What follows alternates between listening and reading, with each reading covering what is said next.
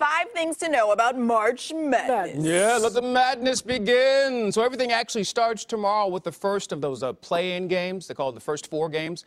And then everything else will start to kick into high gear on Thursday. But before we get into all that with your brackets and everything, let's learn something about the history of the NCAA tournament. Here we go. 5 things about March Madness. Okay. We start right here. We go back.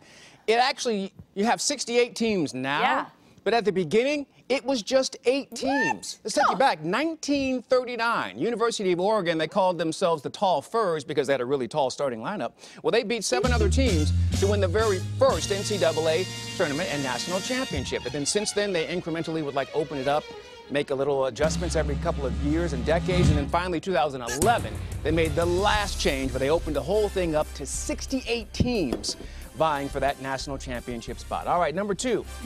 Point shaving scandal. So in 1950, the College of New York became the first and only team to win the NCAA tournament and the NIT tournament. NIT used to be a big tournament back in the day. Now it's more of a consolation. So after they won both of those tournaments, several players were arrested for point shaving in a scandal that included an investigation that eventually got about 30 players from 7 different colleges on the East Coast in New York. Basketball in New York has not been the same ever since this happened back in 1950.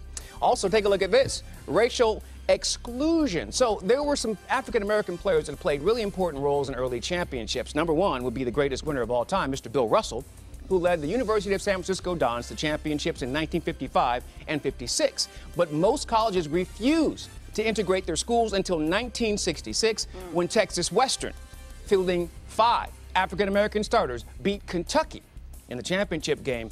After that, 4 years later, almost every school had 1 black player, including Kentucky, where their coach Adolph Rupp refused to do it. But by 1970, even they had an African-American player. Number 4, not so sweet. Okay, we all go crazy over our bracket busters, Right. assuming that a number 16 seed will beat a number 1 seed. It has never happened. It hasn't? It has never happened. There have been a lot of times where they've come close. Yeah. Sure. Right? You're like, oh, they're going to get him. And it doesn't happen. So everyone's always assuming that that Sweet 16 is going to be the one that's going to knock down the number 1. Hasn't happened yet, so stick to those top seeds. They usually go a lot further than you think. And number 5, think about this.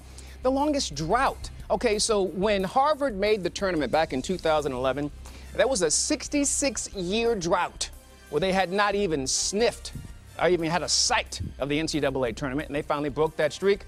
There's a new team that's trying to equal that mark. Dartmouth has now gone 59 years without making it to the tournament. They had another one this year.